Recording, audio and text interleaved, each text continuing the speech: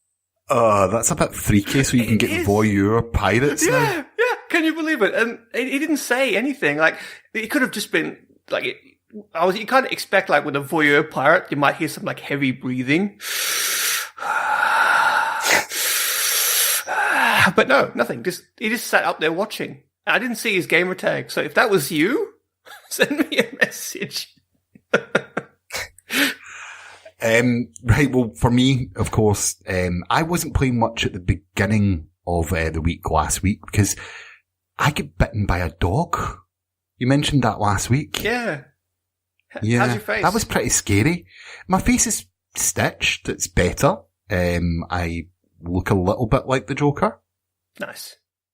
Yeah, no, it's much better, thank you, and thanks for shouting that out on last week's podcast. But yeah, and thanks for the couple of people on Twitter that actually contacted me to make sure I was okay. But yeah, I get bitten by a dog, so I was in hospital during one day, and then I was just dying to play Sea of Thieves, and work got in the way, and things like that. And I finally sat down and played Sea of Thieves, and man, I do love it. I know there is a lot of negativity in the sub with regards to content. You have no idea. I know. Yeah, I can imagine. Well, I mean, I would never want to be a mod on the sub if I'm honest, Rhys, because I can imagine the repetition of the stuff which is getting raised. Actually, Ross, did you know that someone actually tried to dob us in to the admins? Apparently, they stalked you, Carina, and Clay on Twitter and collected a whole bunch of quote-unquote evidence of collusion between us and Rare, or you guys and Rare, and then sent it to the admins trying to prove that we were on Rare's payroll, and the admins were like, these guys aren't mods. And the guy was like, oh. What a waste of time that was. If Rare wants to pay me money, please I was about to say, I was like, I'll take any extra payments.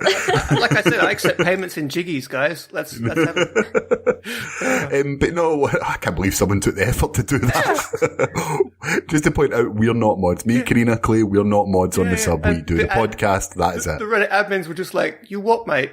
Like, they were beside themselves. Like, why are you wasting our time? Well, I do love Sea of Thieves. I haven't managed to play it as much as you guys, but it's just so much fun. There is something I find quite relaxing about sailing at the seven seas in the search for treasure. And I know some people say that about the progression or the content and everything else. I'll only agree with that when I get bored, and I cannot see myself getting bored for quite a while because that gameplay loop is fun for me.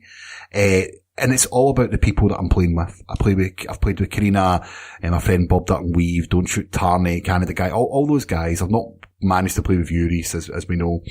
But, you know, it's the interactions you have with each other which makes it fun. And let's face it, that's what Rare's bloody intention was in the offset. Exactly.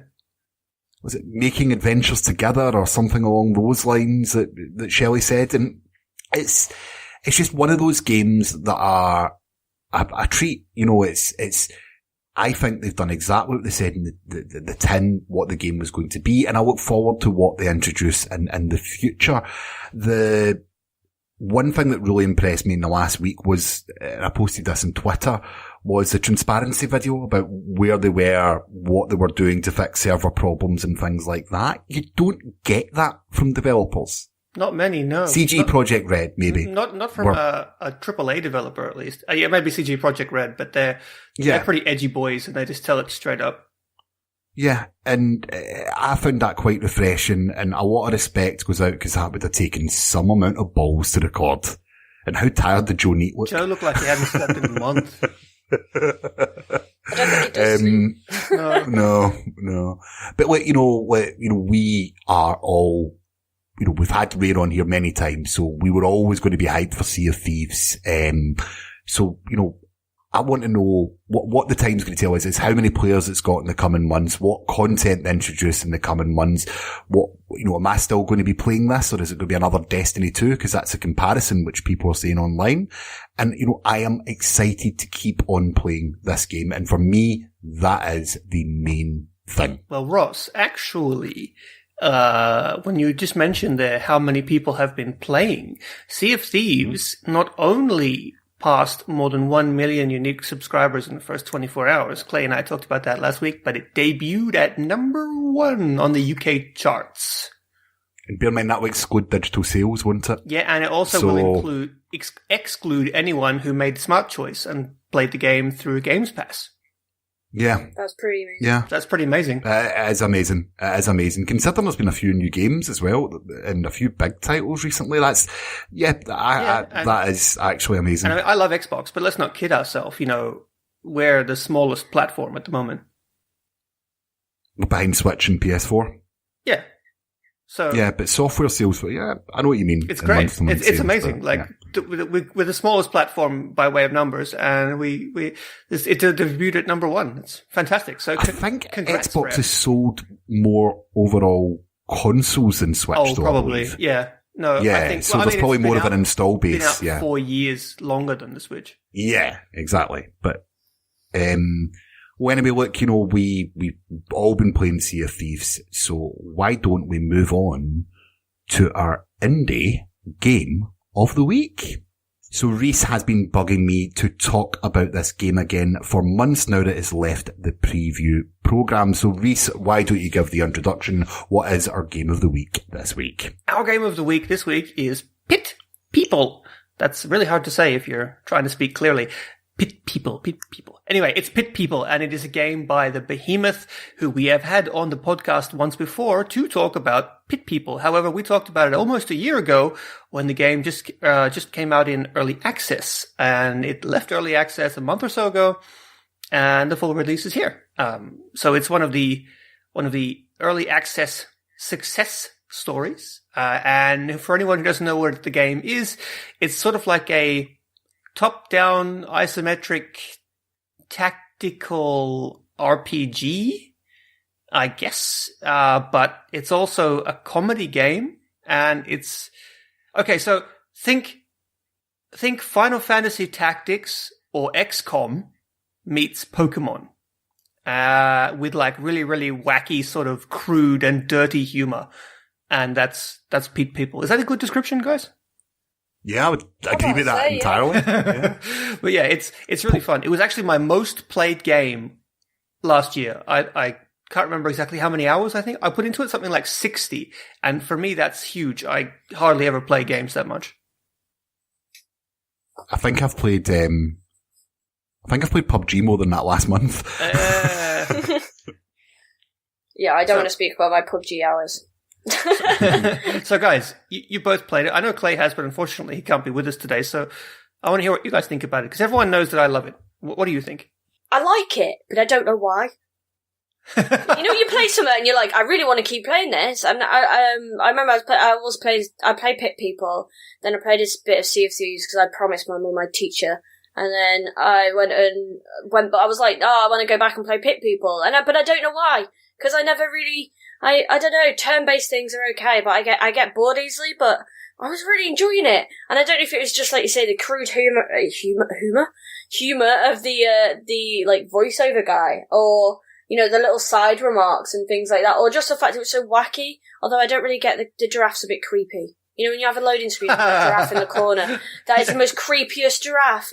I don't know who ever designed that, but that is weird. That would be the guy who we actually had on the podcast, Mr. Dan Paladin, who is the art director. What was his inspiration for that giraffe? Because I liked it. When I first saw the giraffe flying across, I was like, oh my god, it's a giraffe with balloons. And I got really excited. About the giraffe. I don't think the giraffe existed at that point. We should tweet him and ask about the giraffe. I was like, it smiles very creepy. I'm just like, please load. But apart from that, I'm actually really, really enjoying it and really having fun. I don't really know what I'm doing, and I don't know where I'm supposed to be going, but I'm just roaming around, and then eventually I get my bearings, and then this guy's like, nah, I'm going to relocate you, and then completely changes you around in the map. Yeah. And I get lost. I really love how game. Yeah, I really love how the narrator, he doesn't work like the typical narrator, because he's like the untrustworthy narrator. He says things that aren't true, and like for example, at one point he says he's trying to force the narrative, and he's like, Horatio then kisses his friend on the lips, and they're like, what? No. Who's the narrator again? That would be Stamper. Stamper, because I always get mixed up between Stamper and Stampy. One's an overexcited Minecraft player. Oh, yeah. No, this is Stamper. Stamper is like one of the godfathers of crude internet humor. He was really big during the Newgrounds era. Yeah. Right. For me, okay, and this is going to go back to like what I said about Darkest Dungeon, and Rhys and I had a conversation about this. The mechanic of the game is absolutely perfect. The humor is amazing. The tactics, everything is absolutely spot on. But again, it didn't click with me. See, I just don't get you, because like Ross said, we had a conversation. It wasn't really a conversation. It was more like me saying, what the hell, Ross? Because like, when he says, I'm not really enjoying this game, I'm like, you say that about anything, even remotely turn-based or tactical-based, whatever it is. You always say, it's not for me. But then you go back to playing Football Manager for another 200 hours. Which is like a glorified database, right. basically. How many hours do you have on Football Manager? And across all games? Yes. I would need to check Steam. I know I've got 600 in Football Manager 18. Oh. and yet, for some reason, that's fine. But any other game with menus or turn-based or anything, nah. Maybe I have figured it out, Rhys. I have figured it out. Could it be the football? Maybe I do like football, Yeah. but no, the thing about it is, and I figured it entirely out, and I didn't realize I was one of those guys. I cannot do strategy games. Halo Wars 2 didn't click with me either. Mm. Okay. And I just can't do strategy on a controller. That is it. I am so many years of doing it with a mouse and keyboard. I find it hard to relate to the controller. And I don't find it as easy to navigate or do what I want it to do. Now, you know, as I said, that's this racist. game, well, you know, I now want mouse and keyboard on Xbox One. Like, for strategy games, I don't want it in FPS. I now want it on Xbox One for strategy games so that I can play Age of Empires, Civ, or, you know, all those type of games coming. Imagine World of Warcraft on Xbox One. I now want that to happen. And I imagine if I get a mouse and keyboard for these games, I would suddenly fall in love with them again. I played a hell of a lot of City Skylines on PC. Okay. I could not wait for that game to come out on Xbox. It's came in and I've hardly touched it. Yeah, that is strange, actually, because I've played it more than any of us. And so I'm now putting these problems down, and why it's nothing to do with the games. I like the games. It is solely down to me and my preferred method of controlling strategy games.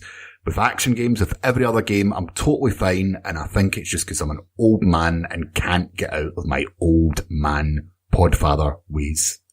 Drop that. Nice. Mm-hmm. But you know, like, as I said, I do like the humor in this game is what shines through for me. Did it make you guys laugh? Like out loud? Oh, God, yeah. Carina, did it get a chuckle? I can't say. It does get a little chuckle. To be honest, that makes the game, I think. The narrator definitely makes the game. He absolutely does an amazing job. It is like, I've played through the game, you know, many hours. But I've actually also played through the story, and it just gets funnier and funnier and funnier. And the best part is that even the side quests are freaking hilarious.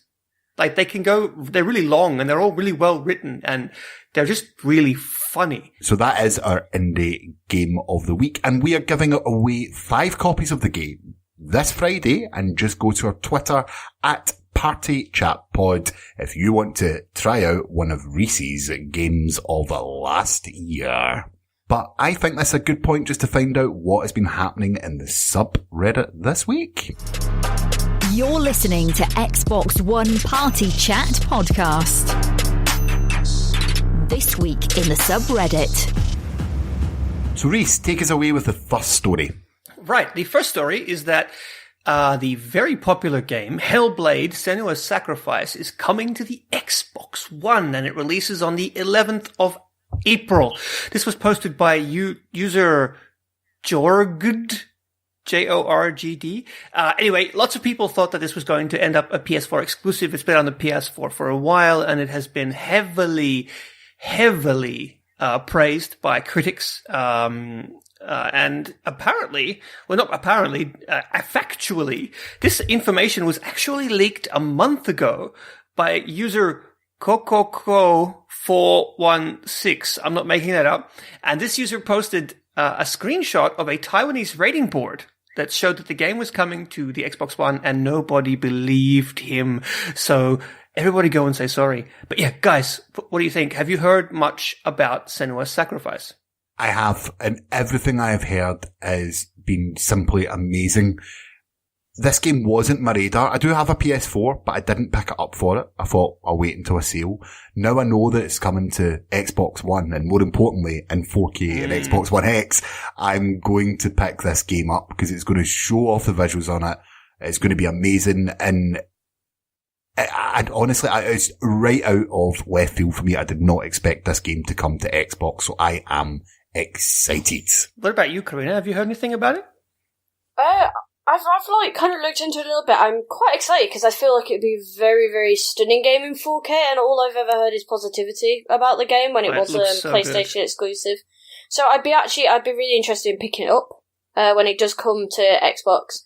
I'm about to say I haven't really seen much of it, but I've always wanted to get the game myself, so I've tried not to spoil it. So once it definitely gets released, I think it'll be definitely one of those that I'll pick up.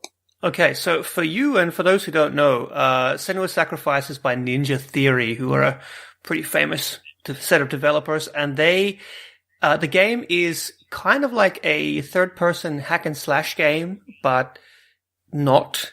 It's also a little bit of a horror game, and apparently a lot of people have praised it for its realistic depiction of people who have, mental health issues, particularly people who have, schizophrenia and those kinds of psychoses. Apparently everyone says you should play it with headphones on because of all the voices whispering in your ears. So it's very, very atmospheric, very story driven.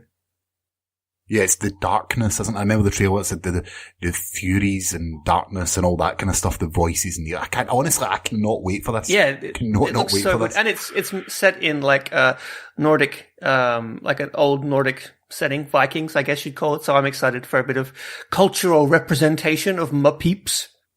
And it looks great. Like, they got a really good, female protagonist and had some amazing performance capture. Well, we can be excited because it's now up for pre-order according to Major Nelson's blog. So if you're a fan of this genre, then jump on it. But it's a bit of a slow news week, if I'm honest. So would this be a good point to jump into the interview? Good a point as any, I think. Xbox Snap This Week's Interview.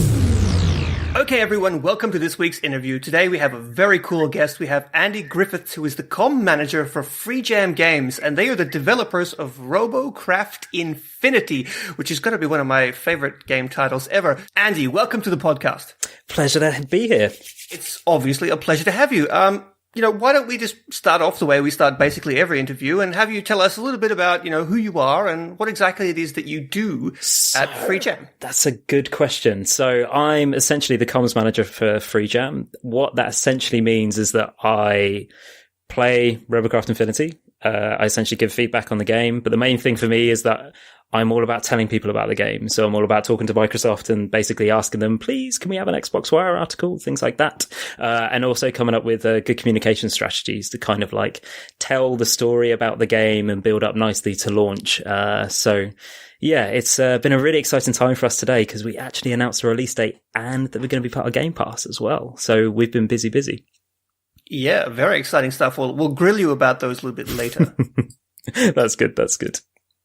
So, do you want to tell us a little bit about the backstory of FreeJam? I mean, how did you guys get started? Yeah, absolutely. So, way back in 2013, we had a game idea of essentially kind of like an interactive Lego playset where you would take different blocks, different parts, kind of smudge them together in a game editor, and then essentially take them out into a 3D landscape so you could drive them around and potentially do other things as well. The whole idea was to kind of emulate that you're sitting on your living room floor when you're like a 12-year-old or 10-year-old, and essentially you're experimenting with Lego bricks. That's kind of how it started. It was a team of about 5 of us back in the day, a team of 5 founders. We put the game on Steam around about 2014 on PC. And then slowly but surely we've been growing the game from there. And so it kind of started with this really organic, like Lego based sandbox. And it kind of evolved into a really fast paced multiplayer shooter where rather than you selecting which weapon you take into battle, you essentially are building a vehicle with those weapons from the ground up, taking into account, like how to disperse structural damage and things like that. So it's a very interesting way that we found ourselves on Xbox One, because we always wondered how the game would do with a console audience. We've taken it to loads of shows. We've seen loads of kids playing the game. And when we started looking at bringing it to like a console audience, like the Xbox One kind of became the best place that we could bring it. So we started developing the Xbox One version, which of Robocraft, probably around about 2 years ago now, with quite a small team, around about 10 to 12 developers. And we had a working prototype like really, really quickly. Like we were one of the first people to get Xbox One X's and start developing on that platform that was like an independent studio. And after we got a working prototype on, we started looking at Robocraft as in the game, as in the core experience. What could we improve? What could we make easier? What could we essentially make more tailored to the console platform? And 2 years later, we find ourselves here where, we just announced the release date. We were one of Microsoft's guests at E3 as well, which was amazing. I think we were part of the Idea Xbox showcase there. So overall, the game has been like, it's definitely evolved. It's very much like a multiplayer shooter at this point, which is kind of like 5 versus 5. But we are very much looking forward to finding out what people make of it. Like at FreeJam, we've kind of carved out this weird niche for ourselves where we iterate on games very, very quickly. So the game that you'll play on April 11th is going to change quite quickly, and we're going to add new things to it. So that kind of gives you an idea of the ethos behind the studio a little bit. Like at FreeJam, we love to learn. We love to run experiments. We love to basically just chuck ideas out there and see what the response is and kind of collate all the feedback and then put them into the game. And I think the Robocraft Infinity version is, we've been really, really happy with it. We've been playing it a lot internally, and we've also been doing external betas as well. So yeah, it's going to be interesting come April 11th. You mentioned April 11th 3 times there. Well done. I have. You guys know when it comes out. I don't think I mentioned it enough. That was a spectacular answer. You actually just knocked out half of what I was going to ask you later on. I tend to do just run with things a little bit. I'm sorry about that, guys. I think it's part of it is because a part of it is we've been on this wave like over the past 3 weeks, I think. So we've passed Xbox Cert, which is really hard. Like if you ask any development team, what it's like taking a game to a console if they're a PC developer, it's really, really hard. There's lots of things that you never ever think of, which you really should. Simple things like, margins of screen and what happens when you press the home button and what happens if you press the home button and the power button at the same time. Like things like that, like the testing process that the Xbox guys and Microsoft guys go through is absolutely nuts. Their QA team is amazing. But we've just had that. So we just passed Cert. And then weeks before that, we had our betas as well, that we had like 90,000 people play the game. This was like all the tests before then. We had a maximum of like 40 CCU online. So having an event where you're like, I hope servers hold up, fingers crossed, was really, really exciting, and really, really fun. So I think we're on this like runway to launch now. It's very, very exciting. As mentioned, you guys are going to be releasing onto Xbox Game Pass, and as far as we can tell here at Party Chat, you will be the first independent game to do so. So that's a nice little one. Can you tell us exactly a bit about how all this went down? Yeah, absolutely, I can. So it's a very interesting story. Essentially, it comes from the Idea Xbox team. So the Idea Xbox team, if any of you guys aren't aware, like essentially they are a crack team within Microsoft that essentially pitch games developers, aspiring games developers, established game developers on products that they're bringing to the Xbox platform. And we've been working with them. Essentially, they talked to us about getting Robocraft onto their platform quite early on. The reason being that, there's quite a lot of parallels between Robocraft and Minecraft in some ways. It's all about building in a, creative sandbox, and it has kind of a pan age appeal, like we've got guys who are like 30 plus playing our game. At the same time, we've got kids who are, not even 10 playing our game as well. And the reason being is that engineering based Lego kind of aesthetic attracts a lot of people and a lot of diverse kind of tastes. So we were approached by the Idea Xbox guys when around about a few months ago at this point.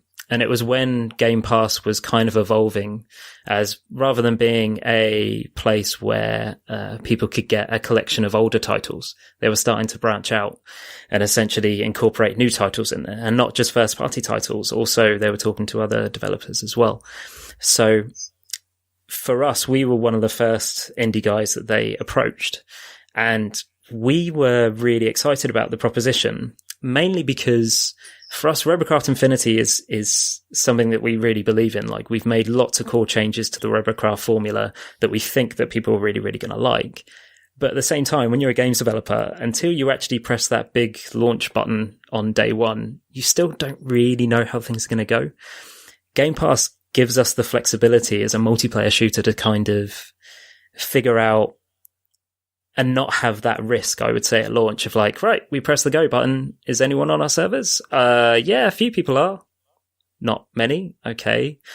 Let's do some more marketing. Let's do some more reach out. Let's talk to more streamers and influencers and things like that to get people involved. Or podcasters. Or podcasters as well. Also incredibly valuable people. But, it takes that guesswork out of it for us. Like, the primary thing that we care about at FreeJam is learning about our games, coming up with our hypotheses on how to improve our games, and essentially, add those ideas to the games that are already out there and live. And you can see that today. Like, we launched a game on PC called Robocraft Royale, and again, it's a bit of an experiment for us. You could probably guess what genre that's from, but car racing. Yeah, racing. No. It's definitely going to be like a city builder. Yeah, definitely. So essentially, they reached out to us. We did take a little bit of convincing, mainly because we wanted to, at this point, Sea of Thieves hadn't launched and changed the world and essentially made not only lots of money, but also loads of players were playing it day one. Like, that hadn't happened yet. It was still very much an idea of like, you want to add our game that's brand new to your service when you don't have day and date games there already. But they talked to us about it in detail. They talked to us about their long-term strategies, and it kind of just worked for us, really. But it's all happened, relatively, we didn't envision this 6 months ago or 4 months ago even. Like, it's something that's happened quite recently. Good timing for you, by the way, on the back of this success of the new system by Rare. Because, we've spoken to a couple of different devs in the past. I think we had the guys on here who did Slime Rancher, and they launched into the Games with Gold. Thanks, Ross.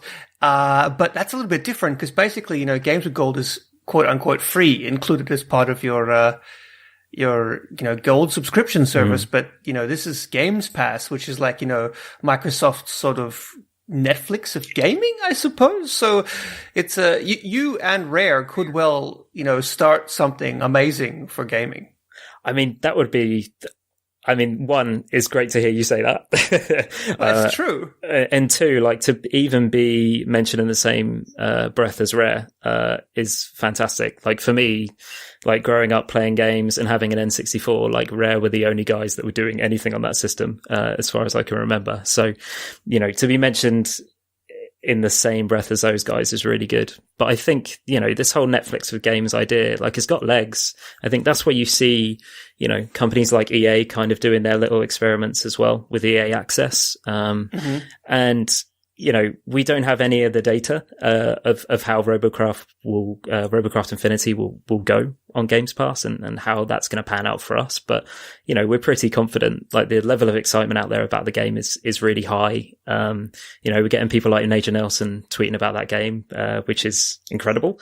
So yeah, it's going to be quite interesting. I think you guys should probably check in with me like April 20th to see how things have gone. I'll tell you everything I can that isn't embargoed up the wazoo. That would be good. We definitely will. I was just going to say, you guys, you briefly mentioned earlier you just had an open beta with, what'd you say, 90,000 people play? Yeah, it was 90,000 people. So again, that was with the Xbox Insider guys. So as well as having the Idea Xbox team at Microsoft who essentially, they headhunt games, you've also got this really cool group of people called the Xbox Insiders. And essentially they beta test games. There's like millions of them out there. And again, as a games developer, yeah. Like, as a games developer, it's crazy to have this resource where you're like, okay, we can run a beta, and then the week later we can almost run a completely different client, and they're totally okay with it. So we've been like trying to balance the game on the hoof based on these betas. And again, the feedback's been really high. Like, what's really, really fun is that they have like little surveys that you can put out and little quests. And usually getting any sort of feedback about a game is actually really quite hard. But, the Insider guys, and that whole community, they helped us out massively. Like, I think we got, over 100, it must have been over 50,000 people responding to us on things like, what weapon balance is like, to do they feel like they're earning enough parts to build robots that they want to build quick enough, and things like that. So yeah, we've been using every department at Microsoft, I think, to try and make the game as good as we can. So, how do you guys actually go about balancing the game? I mean, obviously you leave it, a lot of people, you leave it to their imagination. Surely there's a bit of a line, where they've got to stop. Yeah, I mean, Carina, we get this question quite a lot, but it's really hard. We still haven't really cracked it. We're still, like, every single day we get tweets from people who played in our previous 2 beta tests saying, hey, you should rebalance aero flak, which is one of our anti-air weapons. We've got, I think, around about 24 weapons at the moment in the launch build. And they're all hard to balance. Like, our designer is essentially always testing the game, always getting our QA guys to jump through different scenarios for him. So we try and do that, but really we have to essentially just take the feedback from players. I mean, we've got our own internal analytics platform that we use as well. So for example, if you're using a certain type of weapon against certain scenarios, we'll be able to tell how effective that is. But ultimately, a lot of our balance tests just come from playing the game. Like, there's always optimum builds and there's always metas going on, and we have to essentially rebalance weapons kind of on the hoof. But I think communities are pretty forgiving about that.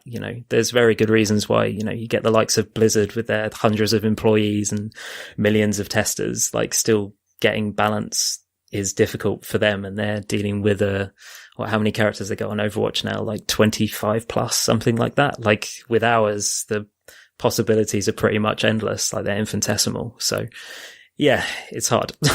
That's a very long way of saying it's really hard and we need to be better at it. But yeah, we're going to try. I was going to make that joke, but you just took it right out of my mouth.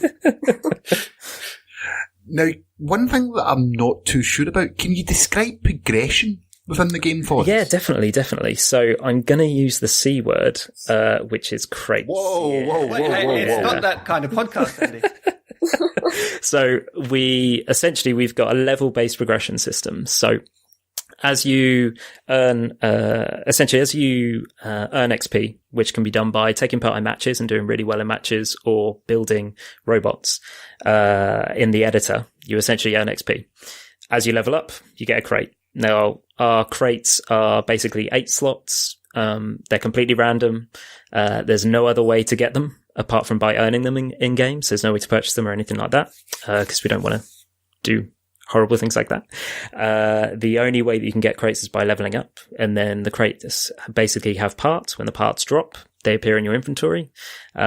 And those parts you can use an infinite number of times across all your different robots. So a part only needs to drop once for you to use it across all your different robots. And it's definitely what we found really interesting during the beta tests is that, some people really like this system because it gives them freedom.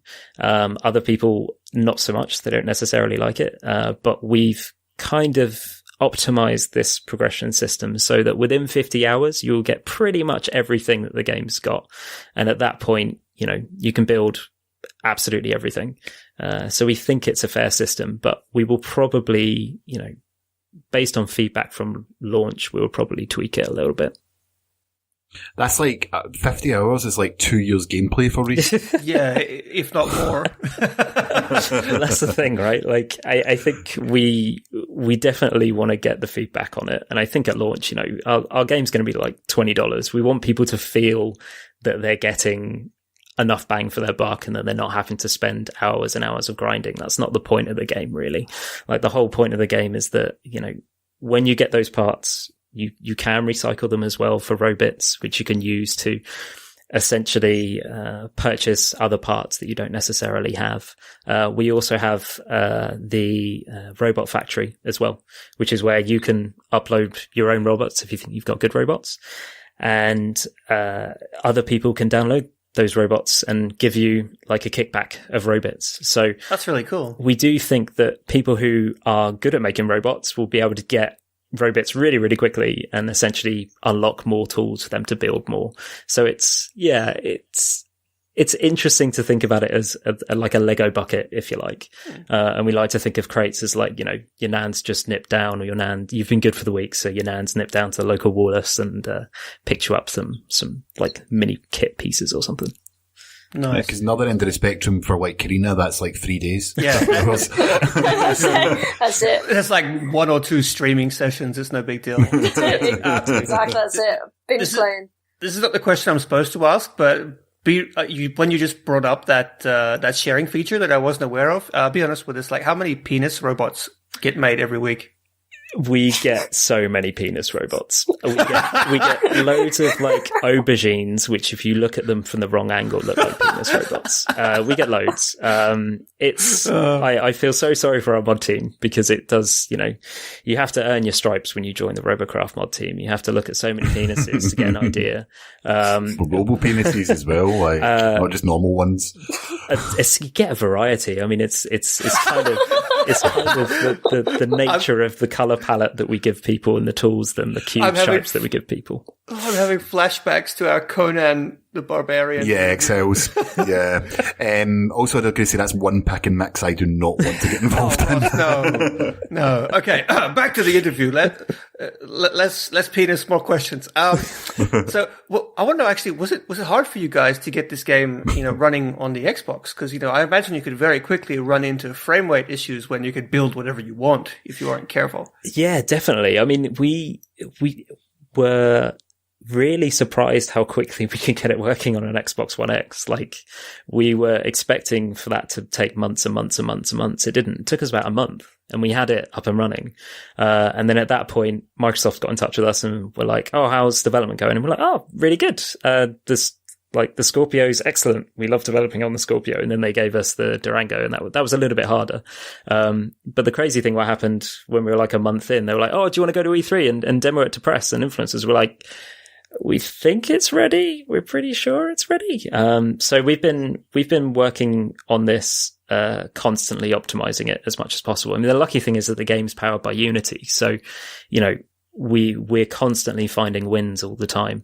And on the Xbox One X, it looks amazing. It looks beautiful. Yeah, it's a good platform. So for clarification, when you showed that at E3, was it the Xbox One X or was it a PC hidden under a desktop? It was the Xbox One X. So there you go. Funny story with that is that we didn't know that Microsoft allowed people to do that. And then we were happy with it. But we didn't see any of those at the E3, like on the E3 show floor. But we heard it was happening at other places, which was a bit sad. But yeah, we always... One, we didn't have a PC to bring. Like, we're a small indie studio. Every PC's being used. So when they showed us Scorpio, which is basically, we just used that was on the show floor, and it worked pretty well. We were really shocked. We were kind of a little bit embarrassed by it because there was lots of UI elements that we wanted to tweak, and the frame rate wasn't necessarily where we wanted it. But again, the feedback was pretty cool. I think with Robocraft, we're really lucky because we've worked hard on coming up with a concept which is really, really novel. What's really funny when you take it to shows is that some people essentially, they look at it for 5 seconds no, that game's not for me. I'm walking on. I'm going to go play Forza, Gears of War or whatever. Whereas with our game, people within 5 seconds know if they love it or if they hate it.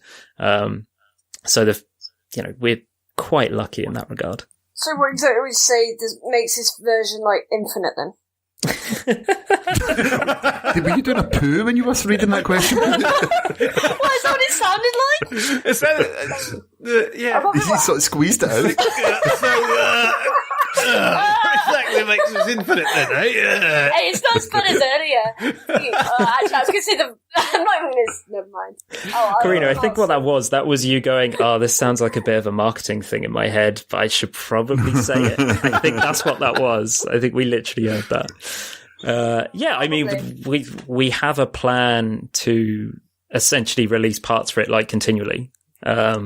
So I don't think I've told this to anyone else, but basically within 2 weeks of launch, we will have a new part launching into the game that will be free to basically everyone. And we plan on following a similar sort of cadence as close as we can. As long as we can have enough time to address feedback and bugs and things like that. But we're viewing this as it's a toolbox that continually gets expanded upon. That's the whole point. Because we want people to build as many different types of penises as they want with as many different tools as they want. Everyone's is a little bit different. So, we like to cater for everyone. I like to hear that. Penis aside, what kinds of robots do you like to make yourself? Any you would consider your proudest creations? That's a really good question. So I'm a massive fan of Star Wars. So I like making Star Wars creations, just in case anyone from Disney is listening. Heavily inspired by Star Wars, but definitely not an actual X-Wing, something that looks a lot like it. My favorite type of robots other than that, I mean, it really changes. Some days, you can get absolutely spanked by a flyer and you're like, okay, I need to build an airplane. It needs to look cool. So I think we had a Millennium Falcon on our feed that someone built in the beta, and that looked really cool. But mechs are also quite a mainstay because Robocraft, it's all about building when you build a robot, you need to take into account 3 different things, right? One's, your ability to adapt in different combat situations. 2, you need armor. Mech legs are our heaviest kind of armor type in our game and are most sturdy. And also you need to think about energy reserves as well. So the more powerful weapons that you add to the robot, the shallower your energy reserves are, or the less shots you get per that weapon. So for me, probably my optimum build, I would say, is probably a mech with an EMP, because we have modules in our game. So the EMP, essentially it freezes any robot in a certain radius that you cast down, and chain shredders kind of on the side. And chain shredders are kind of like miniguns, if you like. So when you properly get up close to someone, hit them with an EMP, and then just finish off with a train shredder, it's great. The feeling that you get by doing that is really, really, really good. It's also good for getting some work angst out as well. If you had a long day at work, and you're just coming home and you just want to destroy some things, that's really good. Yeah, you just mentioned, sorry, Carina, you just mentioned the Millennium Falcon. What are some of the craziest things you've seen the community build? The craziest thing I've ever seen somebody build in our game, was a parody of Monty Python and the Holy Grail, and they basically recreated the Knights of Ni scene. What? There's a video of it on YouTube. It's really bonkers. I'll share it with you guys after the podcast. It's mental. Because that was in the PC version of the game. That's got to be up there, I think. Like, we've seen people do absolutely mental things. The other thing that we saw a drift league in the game as well. So essentially people had made like little, like import racing cars, and essentially they started doing like races around a map. That was pretty cool as well. I don't think I'd be mad about getting my ass kicked by a giant depiction of like a Monty Python skit. I'd just be like, okay, that's the thing that happened. I'm totally okay with that. Yeah, you see loads. I mean, what's amazing about Robocraft, I think, is that like every battle is really different, and you will come across hilarious robots that like, there's no way that thing's going to kick my ass, and then it does kick your ass. Or you come across things that look genuinely mean. Like there's some tarantula bots out there that for like, were rolled out during Halloween that our community made that were just like, they genuinely made me feel uncomfortable as an arachnophobe. Like, I did not like playing the game when they were in. So yeah, there's loads of different stuff. Yeah, that's why we can't wait to just bring it to Xbox. So we want to see what crazy stuff that the Xbox guys do as well. I just want to ask a question. I'm really curious. Are you to the type that has like the really small and nifty robots that run around, or do you get them massive guns and just chuck it on the back? And just destroy everything? I'm not that imaginative. So I think for me, it's always the big guns all the time. But we do get nippy robots, kind of like drones, and they tear things up pretty quick. I mean, the thing with Robocraft Infinity, which is really cool, is there's no nominal weapon count, which basically means that, you know, you don't need 4 types of a certain weapon to like make it combat effective. Like, you can just have one. So one of our testers, I think it was Nick in QA, I think, essentially he built a robot which was around about 4 cubes and just like a thruster and like a laser on top, like a laser weapon. And essentially he was tearing up like huge mechs in our game just by flying around the map. And he was so quick, no one could hit him. So like, being a tiny robot definitely has its advantages. But for me, like, I don't know, there's a level of subtlety to that I don't want to deal with when I have a controller in my hand. So the game itself, it seems like a streamer's dream. I know a few of us agree with the stream, and we were streaming your game and the betas, and it's really interesting to play it. But have you ever thought of having any Mixer interactivity with it? We have. We actually are working on some stuff at the moment. We just couldn't get it in the launch build, unfortunately. But we're planning to have Mixer functionality of some sort in probably within the first month of launch. We're working on it at the moment. The thing with Mixer is that Microsoft have got loads of crazy plans for it. And every time we start developing something for it, essentially what happens is they tell us like something juicy that's coming along down the line that we kind of want to incorporate. So, what I will say about Mixer is like the plans that they have, I believe that they've announced, to allow streamers to basically stream the game and give a link to the Xbox store, and streamers get some of the money. That's amazing. That's something that I think the games industry's needed for a long time. So, you know, we're definitely going to get involved with that if we get an opportunity. But the other stuff we've been toying around with is like, ideas associated with audience interaction and basically people being able to show off in game. So to allow a way for a user to essentially a viewer to give a streamer like a thumbs up, but an actual, you know, proper thumbs up with like fanfare and poppers and, you know, streamers and things like that.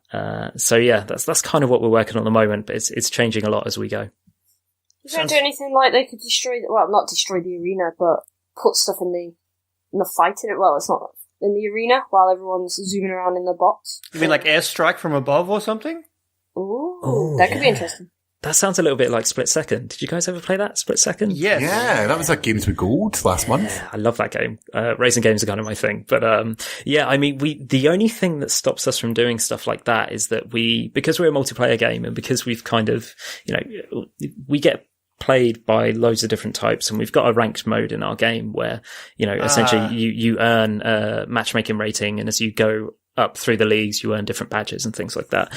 So anything that kind of changes the likelihood of someone winning a match, we've had to kind of stay away from that, mainly because we don't want, you know, when people stream our game, especially guys that are actually really, really good at it, they're good builders and they're good at combat, you know, we don't want any of their audience to think, well, you know, you were only good because we helped you out and we did that thing on Mixer or whatever. Like, we want it to be kind of a level playing ground, if you like. But it is a good idea, though. I like it. Yeah, no, that would definitely. That's not a thing that you do in ranked mode. Video games are serious business. But I want to know what some of the other building type games that you and the guys at the studio are into. Do you guys like Minecraft? Do you play Lego? Like, what other games building games do you guys play? So the head of FreeJam is a guy called Mark Simmons, and basically his son plays so many. It's great working with Mark because he will randomly come in on like a regular Tuesday or like a Wednesday when you're getting through work and stuff, and you're like, guys, I've got an amazing idea. We should do this. I saw my son doing this over the weekend. It's good. So we have lots of ideas all the time. The games that we tend to play as like a studio are really Besieged back in the day. We played loads of that. We play lots of Minecraft still. That's still a popular thing.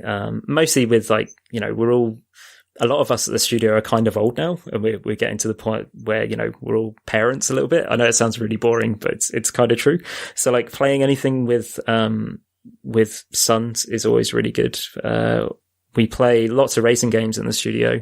We also play a lot of PUBG at the moment as well.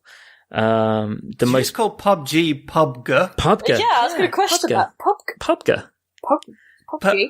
No, it's all about PUBG. It's got to be PUBG. That would be an interesting poll, I think. Maybe it's a British Portsmouth thing, maybe? I don't know.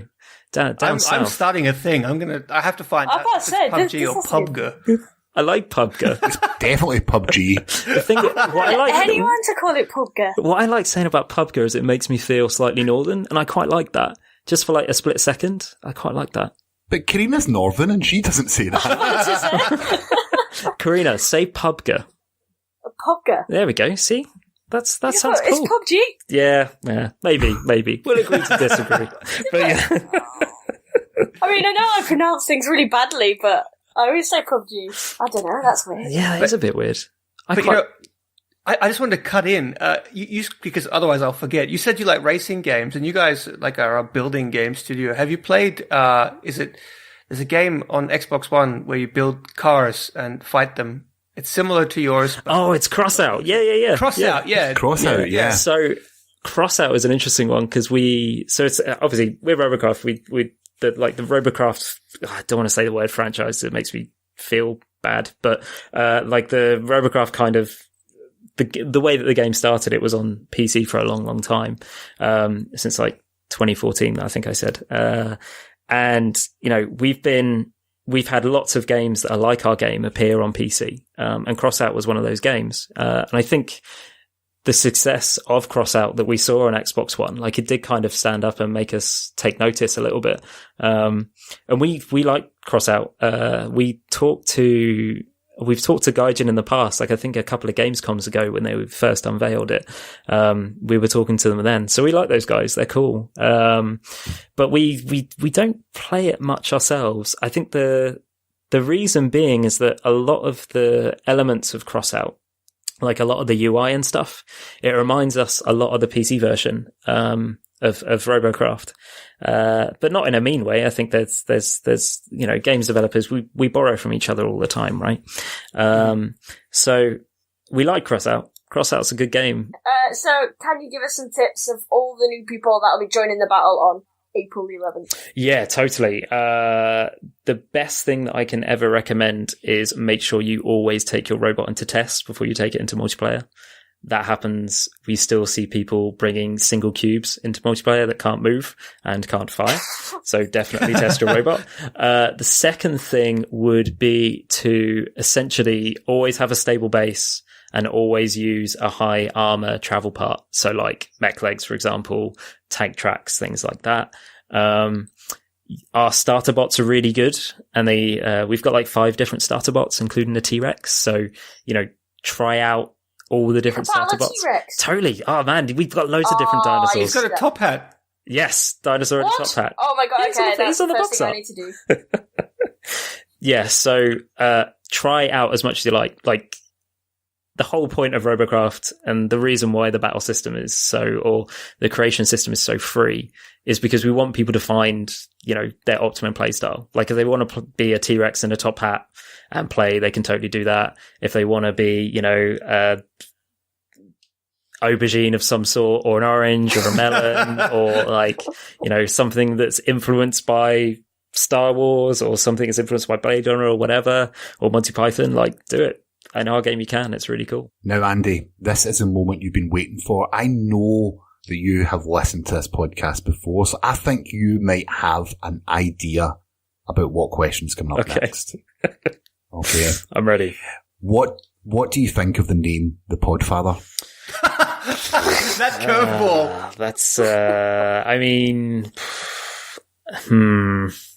For me, specifically for me. Yeah, I mean, it's a hard one to say, really. I mean, well, okay, we'll talk about it off. Yeah, we'll I mean, the right? Podfather's it's an okay name. I think you could do better though. Podfather's good, but it reminds me of James Pond. If you remember that game on the Amiga, I don't know if that's a cool thing. I don't know. I don't know if that's a good thing either. Yeah. I'll maybe reconsider. But anyway, the question that I'm going to ask you is, what classic video game character would you knock out with one punch? That is a great question. I always thought that... I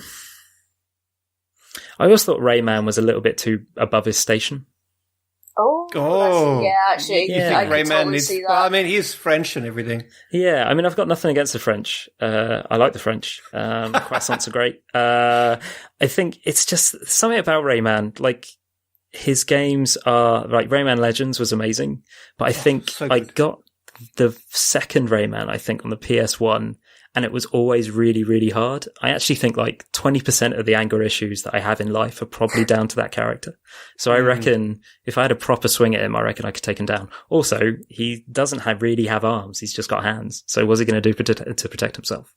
Yeah, he doesn't have legs or a neck or anything either. He's just like disembodied body parts. Yeah. Okay, it's a good answer. That's actually an original answer too. We get a lot of repeats. Lots of people seem to have like some serious like childhood sort of PTSD surrounding the Duck Hunt dog. That seems to be really common. But yeah, no one said Rayman before. Yeah, Rayman, yeah, there's issues there. I can talk to you guys about it off air, but it's definitely interesting. So Andy, that's all the time we have.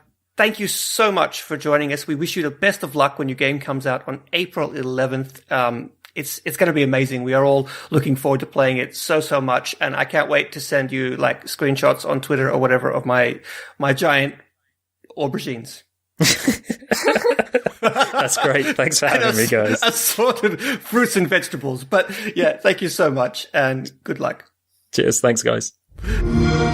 So thank you very much, guys, for that amazing interview that we've not recorded yet, so I hope it was good. But Robocraft Infinity comes to Gamespass and Xbox in April, so make sure you check that out. And check the sub, because I believe there has already been an AMA. Is that correct, Rhys? Correct. Well, look, as I said, it has been a bit of a slow news week, but one little thing that I just wanted to raise is that Capybara Games have stated that Below release is aiming for this year, and it's going to support 4K 60 frames per second on Xbox One X. Guys, this game was announced almost 5 years ago. Are you still excited for Below? Yes. But you know what's funny is I'd basically forgotten all about it, but then I played Songbringer, and it's a very similar style of game from what I can see. And that just made me more excited for Below, because I discovered that I actually really like these kinds of games. Yeah, so it's a dungeon crawler that when you die, you can find your own body and inherit the items that you've collected beforehand. So it's through different generations. But, we've not seen that much of it. Why is it taking so long? Surely there's more questions than anything at this point. Well, yeah. What about you, Carina? What do you think? I don't know, I really like the concept of the whole, like you say, they die and not many games have that. I don't know why I was thinking of Don't Starve, because if you die, you can kind of go back and you, like, not respawn, but there's a way you can go back and grab your items again. I kind of like the idea of that, but then I'd be interested to see how they merge that into gameplay. Like, do you just pick up your items, or does something happen because it's like you say, second generation of items? or I don't know, because I haven't really, not necessarily heard of this before, but I've not looked into it as much as I probably should, but I'm quite interested to see where it leads. Well, to be honest, or to be fair to you, like, they were like all over this, during like Xbox One's first or second E3, and then they just completely went radio silent. It just dropped off the face of the earth. The official statement was to polish. That's a lot of polish. Now, like this thing is going to like blind people when they boot it up because of the sparkling sheen from all that polish. I just hope they hit it off really, because if they've had this many years polishing, you hope it better be good. Well, that's it. You know, either if it comes out and it's absolutely amazing, then everyone praises it and says, you know, oh, I'm glad they took the time to make this amazing experience. If they don't and it comes out and it's average, below par, anything like that, then people are just going to absolutely crap all over it. You know, it's really going to hurt. I love the first comment on the subreddit, right? And it says, is this fast becoming the Duke Nukem Forever of indie games? Oh no, that's so mean. It's a great comment though, because it could go either way. It could, yeah. You know, like, that's the reason that Valve dare not make another Half-Life. Oof, that's true. The expectation is absolutely huge. There's no way that they could ever make a Half-Life that's even half as good as the community would expect. That's true. No. That is very, very true. Very, very true. They're making enough money anyway, let's face it, they don't need it. Billions of dollars. Send me some, Gabe. Please. Send me some. By the way, my pirate on Sea of Thieves is the spitting image of Gaben. I'm serious. I will post screenshots on Twitter. I'm Pirate Gaben. Well, look, I think that is the end of another episode. We will be back next week with Rhys's Tales of Seattle as he heads out there for the MVP conference. Are you excited, Rhys? Very. Not excited about, 15 hours of flying and terrible, terrible jet lag, but I'm definitely excited about the conference. We get to meet Phil Spencer. We get to see all kinds of cool new stuff and things I'm not supposed to talk about, but it's going to be great. I'm really excited. I will post what I can on Twitter, and I will definitely give you guys the rundown when I get back next week. And just to say, you're going to tell Phil Spencer to wear a T-shirt with my face on it. Yes, I will. That's all you're going to say. I've already agreed, Ross. It's happening. Okay, just to remind you, I'll send you a message every single day. Good. All right. Thanks for that. I can't wait. But you can hear all about Rhys's journey next week on the podcast.